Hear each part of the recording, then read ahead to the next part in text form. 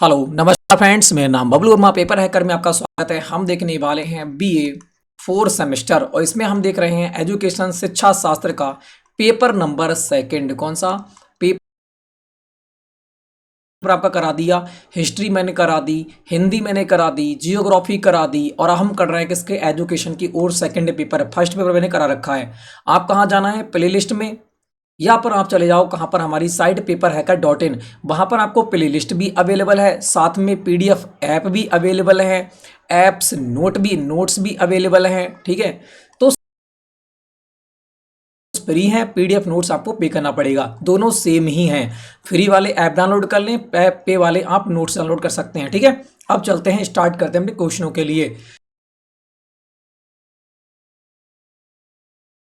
Last unit है 4, आज ये समाप्त हो जाएगा अपना एजुकेशन फर्स्ट पर सेकंड पेपर दोनों। ठीक है, तो आप करते हैं स्टार्ट। पहला क्वेश्चन, सीखने की प्रक्रिया को प्रभावित करने वाले कारक कौन से हैं? जो सीखने की प्रक्रिया है उसको कौन कौन प्रभावित करता है? क्या पर्यावरण प्रभावित करता है? हाँ जी। स्वास्थ्य भी करता है, अध्यापक भी प्रभावित करता है, विद्यार्थी करता है, बिल्कुल सही। परिपक्व,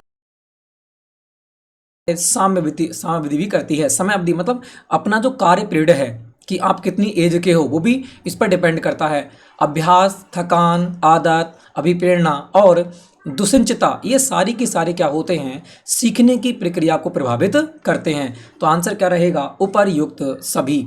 अगले बात करते हैं, सीखने का प्रकार है। सीखने के प्रकार कौन कौन से हैं? संवेदन गति संबंधी हैं, बौद्धिक अधिगम है, अंगों से सीखना है, प्रत्यक्षात्मक है और संप्रत्यक्षात्मक है, सहचर्यात्मक है, गुणात्मक है, अंतःप्रेरणात्मक है। उपर्युक्त सभी बताएंगे सीखने के प्रकार। अगले देखेंगे, सीखना व्यवहार में परिवर्तन है, इंगित करता है। किसको इंगित करता है? सीखना व्यवहार में परिवर्तन है, किसको इंगित करता है? देखो, बात करते हैं सीखना, ये अनुभव द्वारा परिवर्तित होता है, ये बिल्कुल सही आंसर हो जाएगा। अगले बात करते हैं, सीखने के वक्र के प्रकार कितने हैं? सीखने के वक्र के प्रकार हैं कौन कौन से? अंतरदर है, बात करेंगे, नतोदर भी है और मिश्रित भी है। तो आंसर क्या रहेगा? उपर्युक्त सभी आपका बिल्कुल सही आंसर हो जाएगा। अगले बढ़ते हैं नेक्स्ट क्वेश्चन की ओर। नेक्स्ट क्वेश्चन तुम्हारा दे रखा है, नेक्स्ट क्वेश्चन तुम्हारा दे रखा है कि निम्नलिखित में कौन युग्म सही नहीं है? तो बताना है कौन सा सही नहीं है। देखो, प्रत्न और भू का सिद्ध, मैंने कहा भा होती है घुंडी, घुंडी कहाँ मिलेगी? यहाँ पर था में, थॉर्न बिल्कुल सही हो जाएंगे। पुनर्वलंबन का सिद्धांत, मैंने कहा बलन किससे पड़ता है? हल से। कहते हैं तो इस प्रकार से जोता हुआ जाता है, तो पुनर्वलन किससे पड़ेगा? हल से।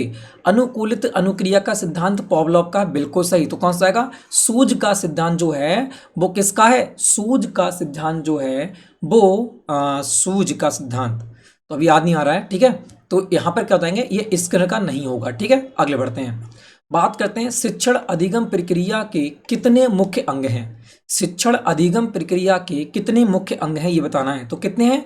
5 मुख्य अंग देखने को मिल जाते हैं शिक्षण। ठीक है, अगले बात करते हैं, क्योंकि 5 प्रकार की हमारी शिक्षा भी है। ठीक है, नई शिक्षा नीति जो आई है वो भी रखा है। ठीक है, आप याद कर सकते हो। बात करें क्रिया प्रसूत अनुबंध या नैमित्तिक अनुबंध के जो तक हैं वो है कौन है, ये आपको यहाँ पर बताना है। तो आंसर क्या हो जाएगा? स्किनर। पहले भी क्वेश्चन पढ़ चुके हैं। ठीक है, अगले बात करेंगे, यहां लिखा है स्किनर द्वारा दिया गया नवीन शिक्षा विधा कौन सी है?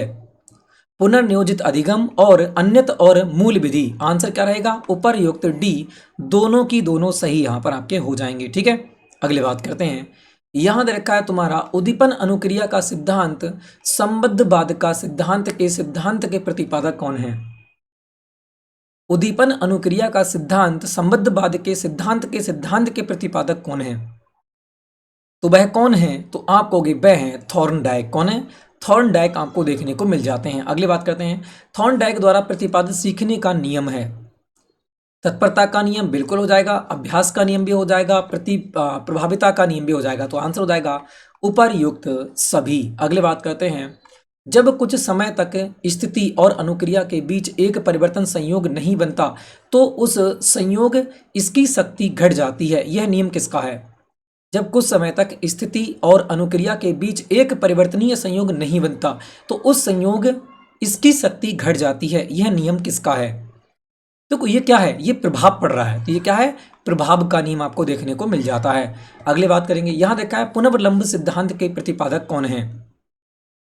पुनर्वलंबन सिद्धांत के, पुनर्वलंबन मैंने कहा बलन, बलन किससे पड़ेगा, हल से, तो आंसर क्या रहेगा, हल हो जाएगा। आगे बात करते हैं, बुर्ट लेविन महोदय द्वारा दिया गया सिद्धांत कौन सा है।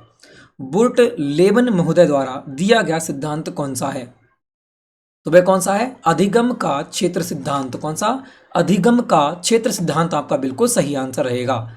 अगले बात कर लेते हैं, यहां दे रखा है तुम्हारा, सीखना उस सीमा तक प्रभावित करता है जहां तक कि व्यक्ति आवश्यकता, साधन और समय के संबंधों का प्रत्यक्षीकरण कर सकता है, यह कथन किसका है।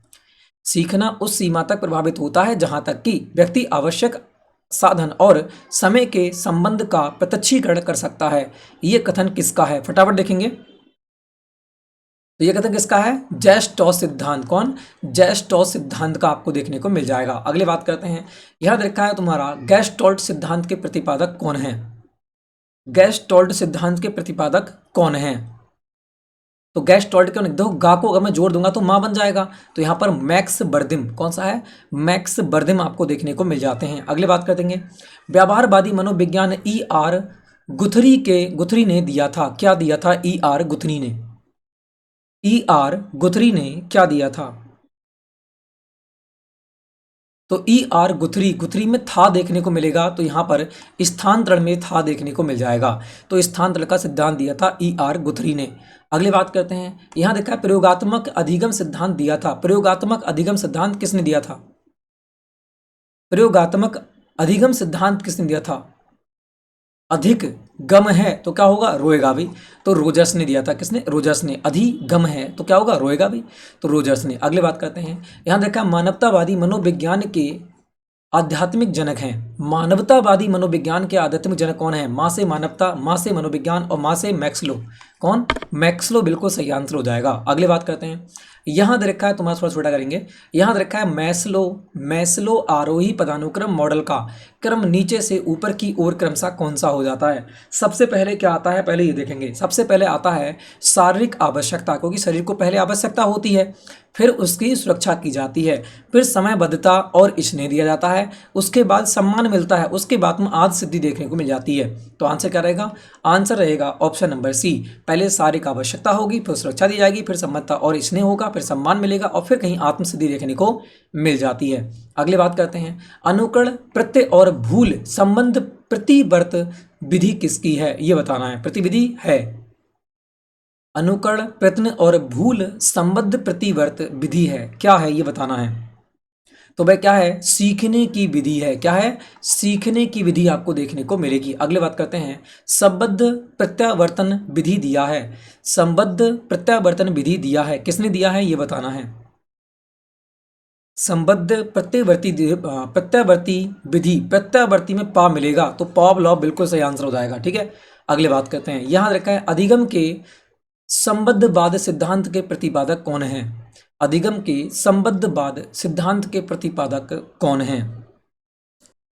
तो संबद्ध के अधिगम के संबद्धवाद सिद्धांत के प्रतिपादक कौन है, तो वो आपको मिलेंगे थॉर्नडाइक, मिलेंगे थॉर्नडाइक देखने को मिल जाते हैं। अगले बात कर लेते हैं, अधिगम के परंपरागत अनुबंध सिद्धांत के प्रतिपादक कौन है, तो परंपरा पासे परंपरा पासे पावलॉव, तो आंसर हो जाएगा पावलॉव, ठीक है। अगली बात करते हैं, किसने कहा सीखना आदतें ज्ञान और अभिव्यक्तियों का अर्जन है, किसने कहा सीखना आदतें ज्ञान और अभिव्यक्तियों का अर्जन है, तो आंसर क्या रहेगा, आंसर रहेगा स्किनर। कौन सा, स्किनर बिल्कुल सही आंसर। बात करते हैं, कौन सा नियम अधिगम से संबंधित नहीं है, कौन सा नियम अधिगम से संबंधित नहीं है, तो वह कौन सा है, मूल प्रवृत्ति का नियम जो है वो अधिगम से संबंधित नहीं है। बात करेंगे मानसिक स्थिति का नियम, सहचार्य परिवर्तन का नियम, पोलियो और लकवा का नियम, ये सारे के सारे, मगर मूल प्रवृत्ति का नियम इससे संबंधित नहीं है। अगले बात करते हैं, कौन अधिगम के सिद्धांत से संबंधित नहीं है, कौन अधिगम के सिद्धांत से संबंधित, स्किनर हमने पढ़ा, पॉवलॉव पढ़ा, C.L. हल भी पढ़ा, मगर बात करते हैं मुखर्जी को नहीं पढ़ा था, तो मुखर्जी बिल्कुल सही आंसर है। अगले बात करेंगे, प्रत्न और भूल सिद्धांत के प्रतिपादक, मैंने कहा भा में आपको गोंडी मिलेगी, तो थॉर्नडाइक में आपको गोंडी मिलेगी पहले, ठीक है। अगले बात करते हैं, अधिगम के शास्त्रीय अनुबंध सिद्धांत के प्रतिपादक थे, अधिगम के शास्त्रीय अनुबंध के बताना है कौन थे। अधिगम के शास्त्रीय अनुबंध सिद्धांत के प्रतिपादक, तो शास्त्रों में लिखा है पॉवलॉव। क्या है? पॉवलॉव। ठीक है, अगली बात कर लेते हैं। यहां देखा है अधिगम है। अधिगम क्या है? अधिगम जो है वो है क्या? जीवन में परिवर्तन, लक्ष्य में परिवर्तन, व्यवहार में परिवर्तन, व्यक्तित्व में परिवर्तन। तो अधिगम क्या है? व्यवहार में परिवर्तन है। क्या है? अधिगम है एक व्यवहार में परिवर्तन। बात करते हैं गेस्टॉल्ट का अभिप्राय क्या है। गेस्टॉल्ट का अभिप्राय क्या है? तो गेस्टॉल्ट का अभिप्राय क्या है? आकार, प्रतिरूप, संरचना, उपयुक्त, सभी बिल्कुल सही आंसर हो जाएगा। अगली बात करते हैं कॉर्ल रोजर्स अधिगम के किस सिद्धांत से संबंधित हैं। कॉर्ल रोजर्स जो हैं वो अधिगम के किस सिद्धांत से संबंधित हैं? तो अनुभवजन्य अधिगम के सिद्धांत से संबंधित हो जाते हैं। ठीक है, अगली बात करते हैं थॉर्नडाइक ने सीखने के कितने गौड़ नियम बताए हैं। तो थॉर्नडाइक ने सीखने के 5, हम इससे पहले ही पढ़ चुके हैं, 5 गौड़ नियम बताए हैं। अगली बात करते हैं निम्नलिखित में से कौन सा मनोवैज्ञानिक उद्दीपन अनुक्रिया सिद्धांत से संबंधित नहीं है। तो बताना निम्नलिखित में से कौन मनोवैज्ञानिक उद्दीपन अनुक्रिया सिद्धांत से संबंधित नहीं है। वह है कौन सा? वह कौन सा है? कोहलर की बात करेंगे, ये संबंधित नहीं हो जाते हैं। अगली बात करेंगे स्किनर द्वारा प्रतिपादित अनुबंध को कहा जाता है। स्किनर द्वारा प्रतिपादित अनुबंध को टाइप ए अनुबंध कहा जाता है, क्योंकि स्किनर फर्स्ट नंबर के थे। अगली बात करते हैं जे बी वॉटसन किस मनोवैज्ञानिक संप्रदाय से संबंधित हैं। जे बी वॉटसन किस मनोवैज्ञानिक संप्रदाय से संबंधित हैं? तो वह कौन सा है?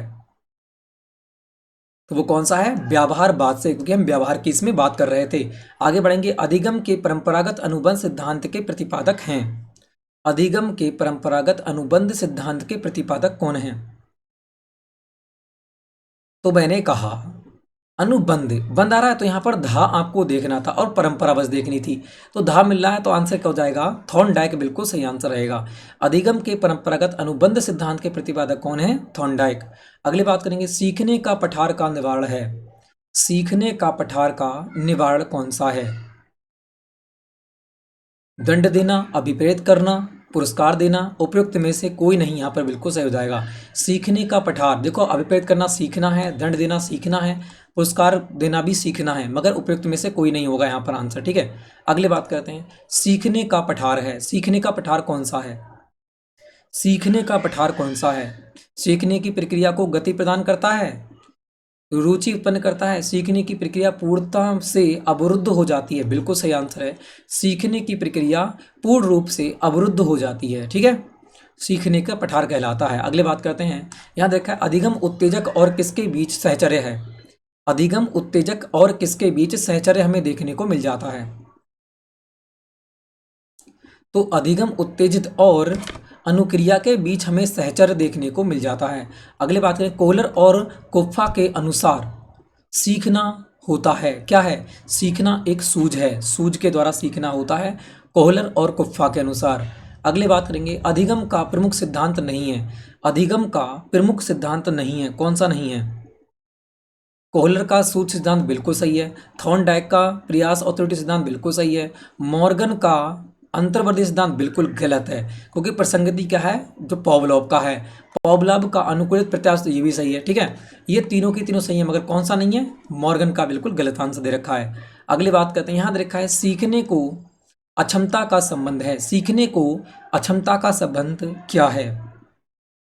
तो सीखने की अक्षमता का संबंध मानसिक पिछड़ेपन से है। सीखने की अक्षमता का संबंध जो है वो मानसिक पिछड़ेपन से है, तभी तो लोग सीखेंगे।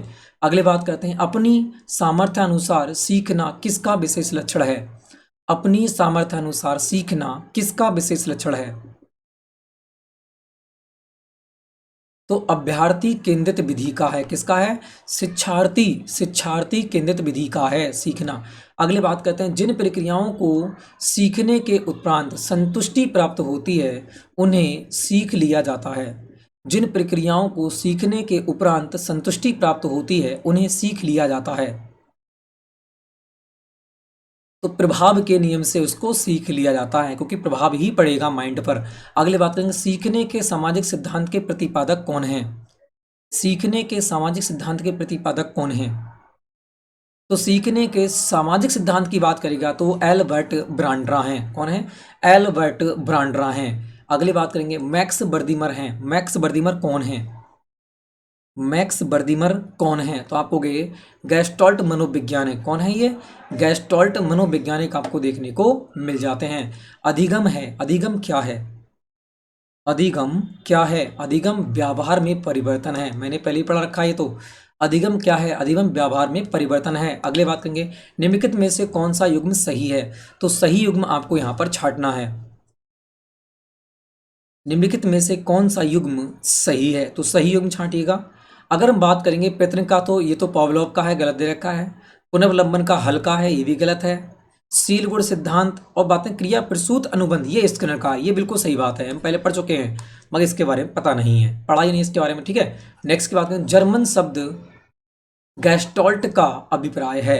जर्मन शब्द गैस्टोल्ट का क्या अभिप्राय है? आकार, संरचना, प्रतिभूति। आकार संरचना सेम मिल रहे हैं, चाहिए हमें पता ना हो तो आंसर क्या हो जाएगा? आंसर हो जाएगा उपयुक्त सभी। ठीक है, अगले बात करते हैं। सीखने का नियम किसके द्वारा प्रतिपादित किया गया? सीखने का नियम किसके द्वारा प्रतिपादित किया गया था? तो वह थे थॉर्नडाइक। कौन थे?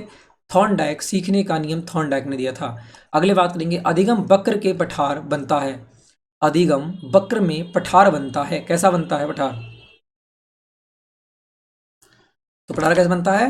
अभिप्रेरणा के कारण क्या बनता है? पठार बनता है। अगले देखा जाए, याद रखा है किसने कहा सीखना विकास की प्रक्रिया है?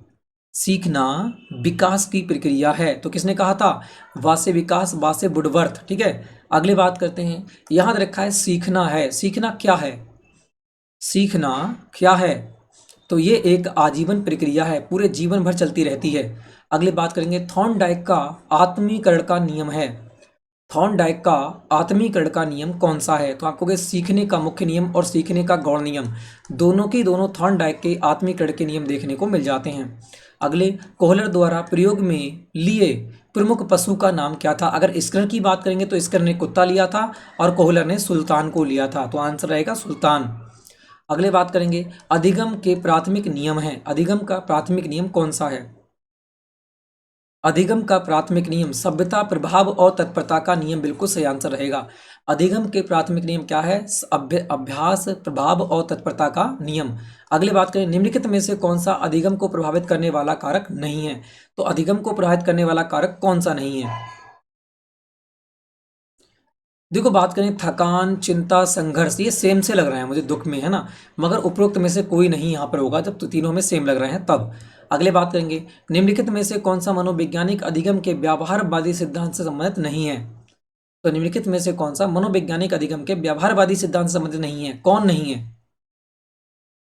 व्यवहार की बात कर रहा है तो कोहलर जो है व्यवहारवादी सिद्धांत संबंधित नहीं है। स्किनर, थॉर्नडाइक और पॉवलोव ये सारे के सारे आपको देखने को मिल जाते हैं। अगले, निम्नलिखित में से कौन मनोवैज्ञानिक में कबूतर का प्रयोग किया था? कबूतर का प्रयोग किसने किया था? ये किया था स्किनर ने। कौन थे? बीएफ स्किनर या फिर चार्ल्स ई स्किनर?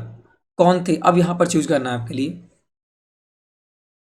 तो चार्ल्स नहीं थे, चार्ल्स के बारे में हमने पढ़ा ही नहीं है, मैं लगाया था इसलिए। क्या हो जाएगा? बी एफ स्किनर, जो कि आपको याद हो जाए। ठीक है, अगले बात करेंगे अभ्यास का नियम दिया गया। अभ्यास का नियम किसने दिया था? अभ्यास, अभ्यास करते रहो थको मत, तो किसने दिया था? थॉर्नडाइक के द्वारा। अगली बात करते हैं, याद रखा है कौन सा नियम सीखने के नियम से संबंधित नहीं है? तो कौन सा नियम सीखने के नियम से संबंधित नहीं है? तत्परता का नियम सीखना है, उपयोग और सभ्यता का नियम सीखना है, अभ्यास का नियम, सृजनाशील सीखना है, मगर अनाभ्यास का नियम, यहाँ पर अभ्यास ही नहीं हो रहा है तो सीखेंगे कहाँ से? तो आंसर क्या रहेगा? C answer. बात करते हैं अधिगम के प्राथमिक नियम है। अधिगम का प्राथमिक नियम कौन सा था? तो अभ्यास, प्रभाव और तत्परता का नियम, ये क्या था? प्राथमिक नियम था। अधिगम का प्राथमिक नियम कौन सा था? अभ्यास, प्रभाव और तत्परता का नियम प्राथमिक नियम था। अगले देखा जाए, निम्नलिखित में से कौन सा अधिगम को प्रभावित करने वाला कारक नहीं है? तो अधिगम को प्रभावित करने वाला थकान, चिंता, संघर्ष सेम है, तो आंसर रहेगा उपरोक्त में से कोई नहीं। अगले, निम्नलिखित में से कौन सा मनोवैज्ञानिक अधिगम के व्यवहारवादी सिद्धांत से संबंधित नहीं है? तो व्यवहारवादी सिद्धांत में कौन सा नहीं है? तो आपको कोहलर जो है वो व्यवहारवादी सिद्धांत, ये रिपीट हो गया क्वेश्चन, ठीक है, कोई बात नहीं। अगले बढ़ते हैं, सूझ या अंतर्दृष्टि का सिद्धांत इस नाम से भी जाना जाता है। सूझ या अंतर्दृष्टि का सिद्धांत इस नाम से भी जाना जाता है। किस नाम से आता है? तो वो है गेस्टोल्ट के सिद्धांत के नाम से जाना जाता है। अगले, कौन सा अधिगम के सिद्धांत से संबंधित है? तो अधिगम के सिद्धांत संबंधित कौन है ये बताना है आपके लिए। तो वह कौन सा है? वो आपको पॉवलोव देखने को मिल जाते हैं। ठीक है, अगले देखा जाए, हल के सीखने के सिद्धांत का नाम है। हल के सीखने के सिद्धांत का वो कौन सा है? पुनर्वलंबन का सिद्धांत। कौन सा? पुनर्वलंबन का सिद्धांत। अगले बात करते हैं, शास्त्रीय अनुबंध के सिद्धांत के अन्य उद्दीपनों का संकेत हमें देखने को मिलेगा, कौन सा होता है? तो इसके बारे में पहले पढ़ चुके हैं, एसआर आपको देखने को मिलेगा। ठीक है, अगले बढ़ते हैं नेक्स्ट क्वेश्चन को। यहाँ लिखा है, दूसरे मनोवैज्ञानिकों की अपेक्षा किसके सीखने के नियम अधिक प्रसिद्ध हुए? दूसरे मनोवैज्ञानिकों की अपेक्षा किसके सीखने के नियम अधिक प्रसिद्ध हुए? तो थॉर्नडाइक जो था इसके प्रसिद्ध हो गए थे क्योंकि प्रथम आया था। अगले बात करेंगे, प्रभावशाली अधिगम के कौन अवरोध नहीं है? प्रभावशाली अधिगम में कौन अवरोधक नहीं है? तो कौन अवरोधक नहीं है ये चूज करना है। प्रेरणा का अभाव मिलेगा, उद्देश्यपूर्वक ही मिलेगा, सीखने के प्रति ही मिलेगी, मगर जीवन से संबंधित ना होना, ये कौन सी बात हुई? ये तो बिल्कुल अलग बात हो गई। अगले बढ़ेंगे, पॉवलोव के अधिगम सिद्धांत का क्या नाम है? पॉवलोव के अधिगम सिद्धांत का क्या नाम है? पॉवलोव के अधिगम सिद्धांत का नाम क्या है? उद्दीपक अनुक्रिया का सिद्धांत। कौन सा? उद्दीपक अनुक्रिया का सिद्धांत। अगले बात करें, अधिगम का प्रमुख सिद्धांत नहीं है। अधिगम का प्रमुख सिद्धांत नहीं है, कौन सा नहीं है? तो बात करेंगे मॉर्गन का प्रासंगिक अंतर्बोध सिद्धांत यहाँ पर नहीं है। बाकी कोहलर, थॉर्नडाइक, पॉवलोव इन सब के बारे में पढ़ चुके हैं हम। अगले बात करेंगे, अंतर्दृष्टि सिद्धांत के जनक कौन है? अंतर्दृष्टि सिद्धांत के जनक कौन है? अंतर्दृष्टि कोफ्फा, क्या हो जाएंगे? कोफ्फा। अगली बात करें, कौन अधिगम से संबंधित नहीं है? अधिगम से संबंधित कौन नहीं है? बात करेंगे स्कनर, हल, पॉवलोव ये हैं, मगर डार्विन बिल्कुल अलग दिख रहा है आपके लिए, तो डार्विन बिल्कुल अलग आंसर। अगले बात करेंगे, अनुकूलित अनुक्रिया का सिद्धांत दिया गया। अनुकूलित अनुक्रिया का सिद्धांत किसने दिया? तो अनुकूलित अनुक्रिया का सिद्धांत दिया था पॉवलोव ने। किसने? पॉवलोव ने। तो इस प्रकार से आपके 75 क्वेश्चन थे इस यूनिट के अंतर्गत। तो यहाँ से हमारा जो एजुकेशन था वो समाप्त हो चुका है। फर्स्ट पेपर, सेकंड पेपर मैंने दोनों के एमसीक्यू करा दिए। अब आप इनका सभी लोग रिवीजन करेंगे जो कि आप अपने एग्जाम में अच्छा प्रदर्शन कर सकें। ठीक है, तो वीडियो अच्छे लगे तो लाइक करो, शेयर करो, चैनल को कर दो सब्सक्राइब। अगर किसी को प्ले लिस्ट चाहिए तो हमारी साइट पर जाएँ, papereka.in, वहाँ पर ऐप अवेलेबल है, नोट्स अवेलेबल हैं, सब कुछ आपको वहाँ पर अवेलेबल करा रखा है। ठीक है, तो सभी के लिए जय हिंद, जय भारत।